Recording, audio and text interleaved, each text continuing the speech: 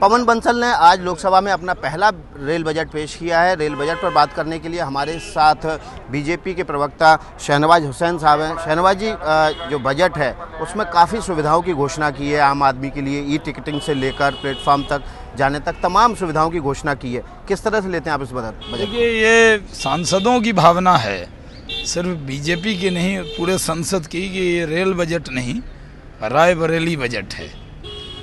और पहले क्षेत्रीय नेता जब होते थे तो अपने क्षेत्र का ध्यान रखते थे। इन्होंने राष्ट्रीय नेता, एक राष्ट्रीय पार्टी के मंत्री से ऐसी अपेक्षा नहीं थी कि वो सिर्फ अपने नेता और अपनी कॉन्स्टिट्यूंसी के आसपास ही रेल का विकास करेंगे।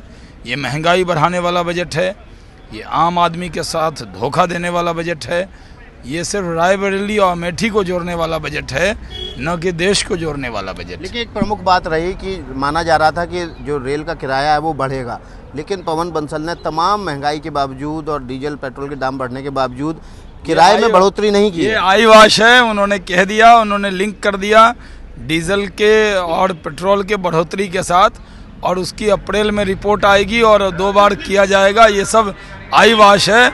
ये सब हम लोग बहुत दिनों से पार्लियामेंट में समझते हैं कि कांग्रेस ने किस तरह आईवाश किया है। 76 नई ट्रेनें चलाने का वादा किया है। चुनावी साल है, क्या ये चुनावी घोषणा है या वाकई में ज़मीन पर उतरेगी? ये रेल मंत्री जी में इतनी भी हिम्मत नहीं थी कि वो ट्रेन की घोषणा कर सके।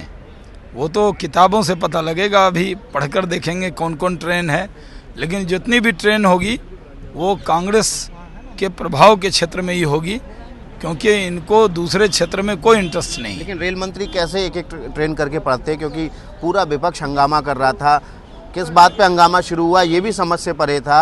आप लोगों ने पहले से ही हंगामा करना शुरू कर दिया था, कैसे एक एक ट्रेन करना, बात बताते हो। लेकिन कोई भी सांसद उनकी बात को सुनने को तैयार नहीं था, क्योंकि उसके अंदर कोई भी संदेश रेल मंत्री नहीं दे पा रहे थे। लेकिन आपको कुछ तो अच्छा लगा होगा इतने बड़े बजट में, कोई भी चीज़ आपको अच्छी नहीं लगी? 2-3 शायरी अच्छी थी।